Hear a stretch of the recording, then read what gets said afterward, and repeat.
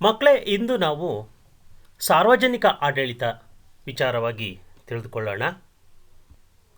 ಅದರಲ್ಲಿ ಮುಖ್ಯವಾಗಿ ಇಂದಿನ ತರಗತಿಯಲ್ಲಿ ಸಾರ್ವಜನಿಕ ಆಡಳಿತದ ಪ್ರಾಮುಖ್ಯತೆ, ವ್ಯಾಪ್ತಿ, ನೇಮಕಾತಿ ವಿಧಾನಗಳ ಬಗ್ಗೆ ಅರಿಯೋಣ.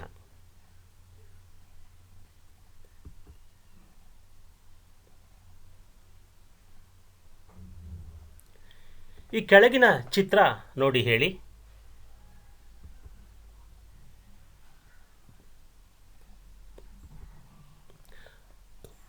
ಮೊದಲ ಚಿತ್ರ ನಮಗೆ ಕಾಣಿಸೋದು ವಿಧಾನಸೌಧ.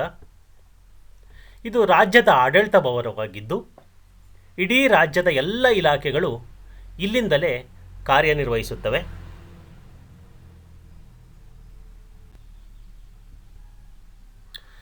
ಸರ್ಕಾರದ 3 ಅಂಗಗಳು ಯಾವುವು? ಯೋಚಿಸಿ ಹೇಳುವಿರಾ? 1 ಶಾಸಕಾಂಗ, ನ್ಯಾಯಾಂಗ ಮತ್ತು ಕಾರ್ಯಾಂಗ. ಇವು ಸರ್ಕಾರದ 3 ಅಂಗಗಳಾಗಿವೆ. ಒಟ್ಟಾರೆಯಾಗಿ ನಾವು ಸರ್ಕಾರ ಎಂದು ಕರೆಯುತ್ತೇವೆ. ಅಂದರೆ ಕಾರ್ಯಾಂಗ, ನ್ಯಾಯಾಂಗ, ಶಾಸಕಾಂಗ ಇವೆಲ್ಲವನ್ನು ಒಳಗೊಂಡಂಥ ವಿಚಾರಗಳನ್ನು ನಾವು ಸರ್ಕಾರ ಎಂದು ಕರೆಯುತ್ತೇವೆ. ಇದನ್ನೇ ಸಾರ್ವಜನಿಕ ಆಡಳಿತ ಎಂದೂ ಕರೆಯುತ್ತಾರೆ. ಇಂದಿನ ತರಗತಿಯಲ್ಲಿ ನಾವು ಈ ಬಗ್ಗೆ ಚರ್ಚೆ ಮಾಡೋಣ. ಸಾರ್ವಜನಿಕ ಆಡಳಿತದ ಉಗಮ. ಸಾರ್ವಜನಿಕ ಆಡಳಿತದ ಅಧ್ಯಯನದ ಬೆಳವಣಿಗೆಗೆ ವಿಶೇಷವಾಗಿ ಅಮೆರಿಕದಲ್ಲಿ ಪ್ರಾರಂಭವಾಯಿತು. ಅಮೆರಿಕದ ಮಾಜಿ ಅಧ್ಯಕ್ಷರಾದ ವುಡ್ರೋ ವಿಲ್ಸನ್ನರನ್ನು ಸಾರ್ವಜನಿಕ ಆಡಳಿತದ ಪಿತಾಮಹ ಎಂದು ಕರೆಯಲಾಗಿದೆ. ಪ್ರಸ್ತುತ ಸಾರ್ವಜನಿಕ ಆಡಳಿತವು ಎಲ್ಲ ರಾಷ್ಟ್ರಗಳ ಒಂದು ಪ್ರಮುಖ ಅಧ್ಯಯನ ವಿಷಯವಾಗಿ ಬೆಳವಣಿಗೆ ಹೊಂದುತ್ತಿದೆ. ಸಾರ್ವಜನಿಕ ಆಡಳಿತ ಎಂಬುದು ಆಡಳಿತ ಎಂಬ ವ್ಯಾಪಕ ವ್ಯಾಪ್ತಿಯ ಕ್ಷೇತ್ರದ ಒಂದು ನಿರ್ದಿಷ್ಟ ಭಾಗವಾಗಿದೆ. ಸಾರ್ವಜನಿಕ ಎನ್ನುವ ಪದ ಸರ್ಕಾರಿ ಅಥವಾ ಗೌರ್ನಮೆಂಟ್ ಎನ್ನುವ ಅರ್ಥ ಸೂಚಿಸುತ್ತದೆ. ಸಾರ್ವಜನಿಕ ಆಡಳಿತ ಎಂಬ ಪದವನ್ನು 1812ರಲ್ಲಿ ಮೊಟ್ಟ ಮೊದಲ ಬಾರಿಗೆ ಅಲೆಕ್ಸಾಂಡರ್ ಹ್ಯಾಮಿಲ್ಟನರು ಬಳಸಿದರು.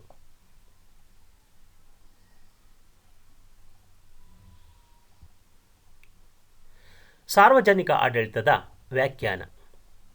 ವುಡ್ರೋ ವಿಲ್ಸನ್ ಕಾನೂನಿನ ಸಮಗ್ರ ಮತ್ತು ಕ್ರಮಬದ್ಧ ಜಾರಿಗೊಳಿಸುವಿಕೆ ಸಾರ್ವಜನಿಕ ಆಡಳಿತವಾಗಿರುತ್ತದೆ ಎಂದು ಅಭಿಪ್ರಾಯಿಸಿದ್ದಾರೆ.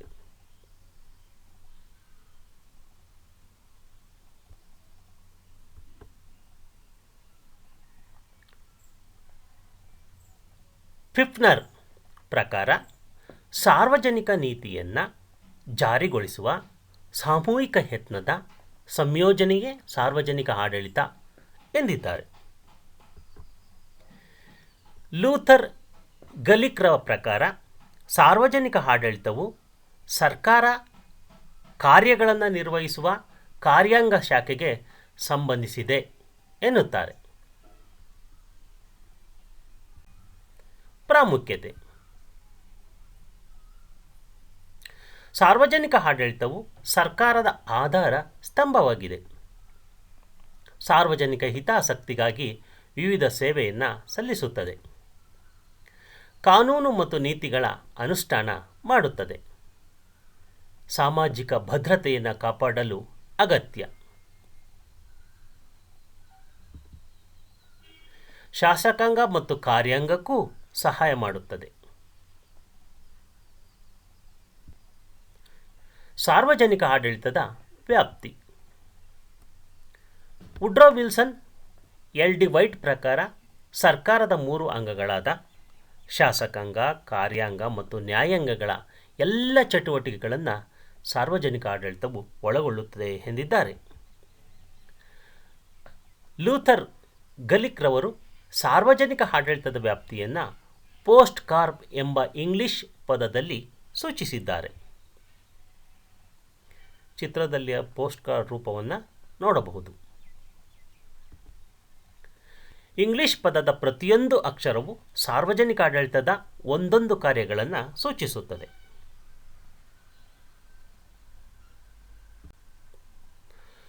ಪೋಸ್ಟ್ ಕಾರ್ಡ್ POSTCORP ಅದರಲ್ಲಿ ಒಂದೊಂದು ಪದದ ಅರ್ಥವನ್ನು ತಿಳಿದುಕೊಳ್ಳೋಣ. ಪಿ ಮೀನ್ಸ್ ಪ್ಲಾನಿಂಗ್, ಕನ್ನಡದಲ್ಲಿ ಅದನ್ನು ಯೋಜನೆ ಎಂದು ಕರೆಯುತ್ತೇವೆ. ಸರ್ಕಾರಿ ಯಂತ್ರ, ಕೈಗೊಳ್ಳಬೇಕಾದ ಕಾರ್ಯಸೂಚಿ, ನಿರ್ವಹಿಸಬೇಕಾಗಿರುವ ಕಾರ್ಯಗಳು ಮತ್ತು ಅವುಗಳನ್ನು ಅನುಷ್ಠಾನಕ್ಕೆ ತರಲು ವಿಧಾನಗಳನ್ನು ಕುರಿತಂತೆ ಸ್ಥೂಲ ರೂಪರೇಷೆಯ ಯೋಜನೆ ಸಿದ್ಧಪಡಿಸುವುದು ಮೊದಲ ಅಂಶ. ಎರಡನೇ ಅಂಶ ಓ ಇಟ್ ಮೀನ್ಸ್ ಆರ್ಗನೈಜೇಷನ್ ಅಥವಾ ಕನ್ನಡದಲ್ಲಿ ಸಂಘಟನೆ ಎಂದು ಹೇಳಬಹುದು. ಉದ್ದೇಶದ ಗುರಿ ಸಾಧನೆಗಾಗಿ ಇಲಾಖೆ, ನಿಗಮ, ವಿಭಾಗ, ಉಪವಿಭಾಗ ಮುಂತಾದ ಆಡಳಿತ ವ್ಯವಸ್ಥೆಯನ್ನು ರೂಪಿಸುವುದು ಮತ್ತು ನಿರ್ವಹಿಸಬೇಕಾದ ಕಾರ್ಯಗಳನ್ನು ವಿವಿಧ ಇಲಾಖೆಗಳಿಗೆ ಹಂಚುವುದು.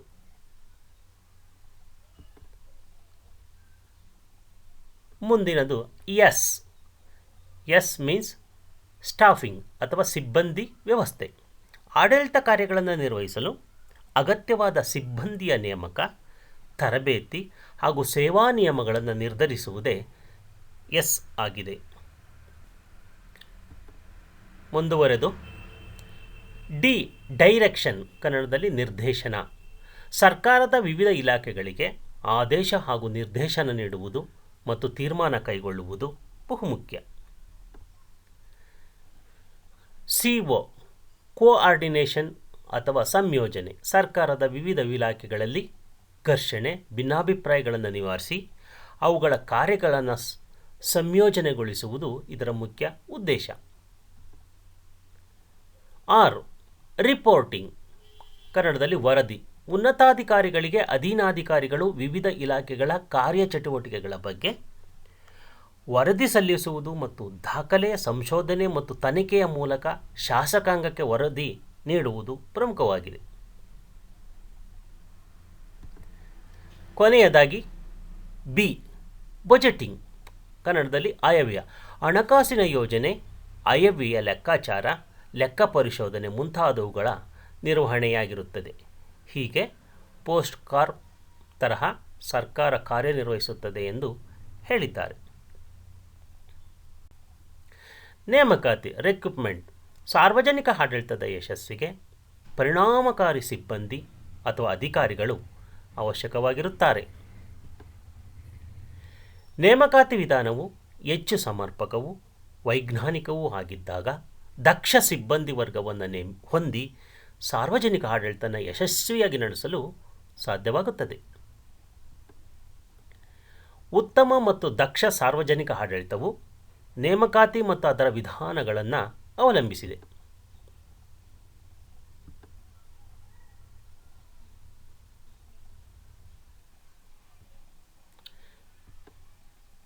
ನೇಮಕಾತಿಯ ವಿಧಾನಗಳು. ನೇರ ನೇಮಕಾತಿ. ನೇಮಕಾತಿ ವಿಧಾನಗಳಲ್ಲಿ ನೇರ ನೇಮಕಾತಿ ಜನಪ್ರಿಯ ಹಾಗೂ ವೈಜ್ಞಾನಿಕ ವಿಧಾನವಾಗಿದೆ. ಅರ್ಹ ಅಭ್ಯರ್ಥಿಗಳನ್ನು ಸ್ಪರ್ಧಾತ್ಮಕ ಪರೀಕ್ಷೆಗಳ ಮೂಲಕ ನಿಶ್ಚಿತ ರೀತಿಯಲ್ಲಿ ಆಯ್ಕೆ ಮಾಡುವುದೇ ನೇರ ನೇಮಕಾತಿಯಾಗಿರುತ್ತದೆ.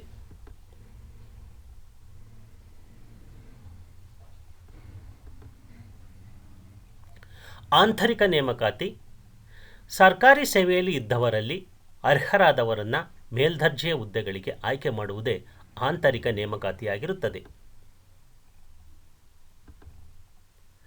ಇಂತಹ ಪದ್ಧತಿಯನ್ನು ಸಾಮಾನ್ಯವಾಗಿ ಎಲ್ಲ ರಾಷ್ಟ್ರಗಳಲ್ಲಿ ಅಳವಡಿಸಿಕೊಳ್ಳಲಾಗಿದೆ. ಈ ಪದ್ಧತಿಯು ಭಾರತದಲ್ಲಿಯೂ ಜಾರಿಯಲ್ಲಿದೆ.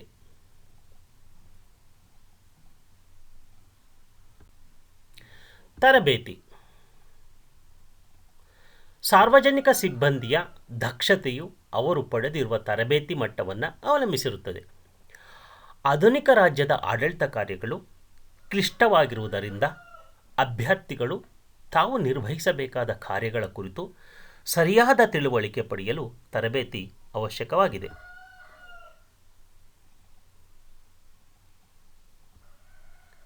ತರಬೇತಿಯ ವಿಧಗಳು. ಔಪಚಾರಿಕ ಮತ್ತು ಅನೌಪಚಾರಿಕ ತರಬೇತಿ. ನೌಕರಿ ಪೂರ್ವ ಮತ್ತು ನೌಕರಿ ಆರಂಭೋತ್ತರ ತರಬೇತಿ, ಅಲ್ಪಾವಧಿ ಮತ್ತು ದೀರ್ಘಾವಧಿ ತರಬೇತಿ, ಇಲಾಖಾ ಮತ್ತು ಕೇಂದ್ರೀಯ ತರಬೇತಿ, ಪರಿಣಿತ ತರಬೇತಿ ಮತ್ತು ಹಿನ್ನೆಲೆ ತರಬೇತಿ ಈ ರೀತಿಯ ವಿಧಗಳನ್ನು ಕಾಣಬಹುದು. ಕೇಂದ್ರ ಲೋಕಸೇವಾ ಆಯೋಗ, ಯೂನಿಯನ್ ಪಬ್ಲಿಕ್ ಸರ್ವಿಸ್ ಕಮಿಷನ್. ಕೇಂದ್ರ ಲೋಕಸೇವಾ ಆಯೋಗವು ಸಂವಿಧಾನದ ವಿಧಿ 315ರ ಅಡಿಯಲ್ಲಿ ಸ್ಥಾಪಿತವಾಗಿರುವ ಸಂವಿಧಾನಾತ್ಮಕ ಆಯೋಗವಾಗಿರುತ್ತದೆ. ಈ ಆಯೋಗದಲ್ಲಿ ಒಬ್ಬರು ಅಧ್ಯಕ್ಷರು ಮತ್ತು 10 ಜನ ಸದಸ್ಯರು ಇರುತ್ತಾರೆ. ಇವರುಗಳನ್ನು ರಾಷ್ಟ್ರಪತಿಗಳು ನೇಮಕ ಮಾಡುತ್ತಾರೆ. ಸದಸ್ಯರುಗಳ ಅಧಿಕಾರಾವಧಿಯು ನೇಮಕವಾದ ದಿನಾಂಕದಿಂದ 6 ವರ್ಷಗಳ ಅವಧಿಗೆ ಅಥವಾ ಅವರಿಗೆ 65 ವರ್ಷ ವಯಸ್ಸಿನವರೆಗೆ ಅವಕಾಶವಿದ್ದು, ಇವುಗಳಲ್ಲಿ ಯಾವುದು ಮೊದಲು ಅದನ್ನು ಪರಿಗಣಿಸಿ ಸದಸ್ಯತ್ವದ ಅವಧಿಯನ್ನು ಅಂತ್ಯಗೊಳಿಸಲಾಗುತ್ತದೆ. ಲೋಕಸೇವಾ ಆಯೋಗದ ಕಾರ್ಯಗಳು: ಕೇಂದ್ರದ ಎ ಮತ್ತು ಬಿ ವೃಂದದ ಸೇವೆಗಳಿಗೆ ನೇಮಕ ಮಾಡಲು ಪರೀಕ್ಷೆಗಳನ್ನು ನಡೆಸುವುದು, ನೇರ ನೇಮಕಾತಿಗೆ ಸಂದರ್ಶನಗಳನ್ನು ನಡೆಸುವುದು, ಸೇವಾ ಹುದ್ದೆಗಳಿಗೆ ಬಡ್ತಿ ಮತ್ತು ವರ್ಗಾವಣೆಗೆ ಅನುಸರಿಸಬೇಕಾದ ತತ್ವಗಳ ಬಗ್ಗೆ ಸರ್ಕಾರಕ್ಕೆ ಸಲಹೆ ನೀಡುವುದು, ಕೇಂದ್ರ ಹಾಗೂ ರಾಜ್ಯದ ವಿವಿಧ ಹುದ್ದೆಗಳಲ್ಲಿರುವ ಅಧಿಕಾರಿಗಳ ವರ್ತನೆಯ ಮೇರೆಗೆ ಶಿಸ್ತು ಕ್ರಮ ತೆಗೆದುಕೊಳ್ಳುವ ಬಗ್ಗೆ ಸರ್ಕಾರಕ್ಕೆ ಸಲಹೆ ನೀಡುವುದು, ರಾಷ್ಟ್ರಪತಿಗಳ ಸೂಚನೆ ಅನ್ವಯ ಯಾವುದೇ ವಿಷಯಗಳಿಗೆ ಸರ್ಕಾರಕ್ಕೆ ಸಲಹೆ ನೀಡುವುದು ಇವು ಪ್ರಮುಖ ಕಾರ್ಯಗಳಾಗಿವೆ.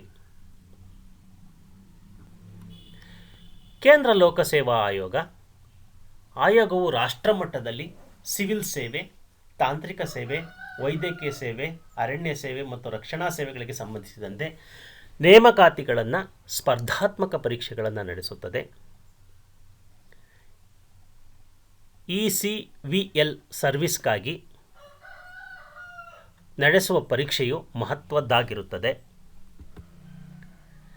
IAS ಭಾರತೀಯ ಆಡಳಿತ ಸೇವೆ, IPS ಭಾರತೀಯ ಪೊಲೀಸ್ ಸೇವೆ, IFS ಭಾರತೀಯ ವಿದೇಶಿ ಸೇವೆ, IRS ಭಾರತೀಯ ಕಂದಾಯ ಸೇವೆ, IAAS ಭಾರತೀಯ ಲೆಕ್ಕ ಮತ್ತು ಪರಿಶೋಧಕ ಸೇವೆ ಪರೀಕ್ಷೆಗಳು ಮುಖ್ಯವಾಗಿರುತ್ತವೆ. ಸಾಮಾನ್ಯವಾಗಿ ಈ ಪರೀಕ್ಷೆಗಳನ್ನು 3 ಹಂತಗಳಲ್ಲಿ ನಡೆಸಲಾಗುತ್ತದೆ: ಪೂರ್ವಭಾವಿ ಪರೀಕ್ಷೆ, ಮುಖ್ಯ ಪರೀಕ್ಷೆ ಮತ್ತು ವ್ಯಕ್ತಿತ್ವ ಪರೀಕ್ಷೆ. ಕರ್ನಾಟಕ ಲೋಕಸೇವಾ ಆಯೋಗ KPSC ಕೇಂದ್ರ ಹಂತದಲ್ಲಿ ಕೇಂದ್ರ ಲೋಕಸೇವಾ ಆಯೋಗಗಳಿರುವಂತೆಯೇ ರಾಜ್ಯ ಹಂತದಲ್ಲಿ ರಾಜ್ಯ ಲೋಕಸೇವಾ ಆಯೋಗ ಸಂವಿಧಾನದ ನಿರ್ದೇಶನದನ್ವಯ ಅಸ್ತಿತ್ವದಲ್ಲಿರುತ್ತದೆ. ಇದನ್ನು ಕರ್ನಾಟಕದಲ್ಲಿ ಕರ್ನಾಟಕ ಲೋಕಸೇವಾ ಆಯೋಗವೆಂದು ಕರೆಯುತ್ತಾರೆ. ಇದು ದಿನಾಂಕ 18/5/1951ರಲ್ಲಿ ಸ್ಥಾಪಿಸಲ್ಪಟ್ಟಿತು.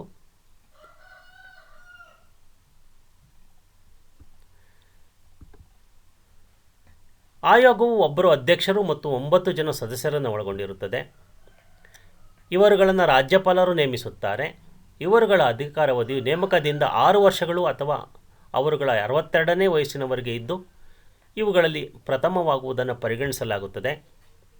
ಆಯೋಗವು ಬೆಂಗಳೂರಿನಲ್ಲಿ ಕೇಂದ್ರ ಕಚೇರಿಯನ್ನು ಹೊಂದಿರುತ್ತದೆ. ಮೈಸೂರು, ಬೆಳಗಾವಿ, ಕಲಬುರಗಿ ಮತ್ತು ಶಿವಮೊಗ್ಗಗಳಲ್ಲಿ ಪ್ರಾಂತೀಯ ಕಚೇರಿಗಳನ್ನು ಹೊಂದಿರುತ್ತದೆ.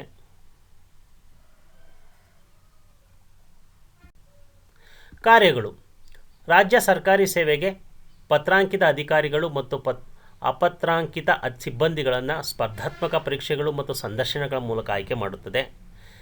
ನೇರವಾಗಿ ನೇಮಕಗೊಳ್ಳುವ ಅಭ್ಯರ್ಥಿಗಳ ಸಂದರ್ಶನ ನಡೆಸುವುದು, ಸರ್ಕಾರಿ ನೌಕರರಿಗೆ ವರ್ಷಕ್ಕೆ 2 ಬಾರಿ ಇಲಾಖಾ ಪರೀಕ್ಷೆಗಳನ್ನು ನಡೆಸುವುದು, ಶಿಸ್ತು ಮತ್ತು ಪೂರ್ವಾನ್ವಯ ಬಡ್ತಿ ಪ್ರಕರಣಗಳ ಬಗ್ಗೆ ಸರ್ಕಾರಕ್ಕೆ ಸಲಹೆ ನೀಡುವುದು. ಕೇಂದ್ರ ಲೋಕಸೇವಾ ಆಯೋಗವು ರಾಜ್ಯದಲ್ಲಿ ನಡೆಸುವ ವಿವಿಧ ಪರೀಕ್ಷೆಗಳ ಸಮನ್ವಯ ಕಾರ್ಯನಿರ್ವಹಿಸುವುದು ಪ್ರಮುಖ ಕಾರ್ಯಗಳಾಗಿವೆ. ಮುಖ್ಯಾಂಶಗಳು: ಸಾರ್ವಜನಿಕ ಆಡಳಿತದ ಅಧ್ಯಯನ ಬೆಳವಣಿಗೆ ವಿಶೇಷವಾಗಿ ಅಮೆರಿಕದಲ್ಲಿ ಪ್ರಾರಂಭವಾಯಿತು. ಅಮೆರಿಕದ ಮಾಜಿ ಅಧ್ಯಕ್ಷರಾದ ವುಡ್ರೋ ವಿಲ್ಸನ್ ರವರನ್ನು ಸಾರ್ವಜನಿಕ ಆಡಳಿತದ ಪಿತಾಮಹ ಎಂದು ಕರೆಯಲಾಗಿದೆ. ವುಡ್ರೋ ವಿಲ್ಸನ್ ಕಾನೂನಿನ ಸಮಗ್ರ ಮತ್ತು ಕ್ರಮಬದ್ಧ ಜಾರಿಗೊಳಿಸುವಿಕೆಯೇ ಸಾರ್ವಜನಿಕ ಆಡಳಿತವಾಗಿರುತ್ತದೆ ಎಂದು ಹೇಳಿದ್ದಾರೆ. ಬಿಟ್ಟ ಸ್ಥಳವನ್ನು ತುಂಬಿರಿ. ಸಾರ್ವಜನಿಕ ಆಡಳಿತದ ಪಿತಾಮಹ ವುಡ್ರೋ ವಿಲ್ಸನ್. ಕೇಂದ್ರ ಲೋಕಸೇವಾ ಆಯೋಗದ ಸದಸ್ಯರನ್ನು ಡ್ಯಾಶ್ ರವರು ನೇಮಕ ಮಾಡುತ್ತಾರೆ. ರಾಜ್ಯಪಾಲರು ನೇಮಕ ಮಾಡುತ್ತಾರೆ. ಸಂವಿಧಾನದ ಡ್ಯಾಶ್ ವಿಧಿಯು ಕೇಂದ್ರ ಲೋಕಸೇವಾ ಆಯೋಗದ ಕುರಿತು ತಿಳಿಸುತ್ತದೆ. 315ನೇ ವಿಧಿ. ಸಾರ್ವಜನಿಕ ಆಡಳಿತದ ವ್ಯಾಪ್ತಿಯನ್ನು ಪೋಸ್ಟ್ ಕಾರ್ಡ್ನಲ್ಲಿ ಸೂಚಿಸಿದವರು ಲೂಥರ್ ಗಲಿಬ್.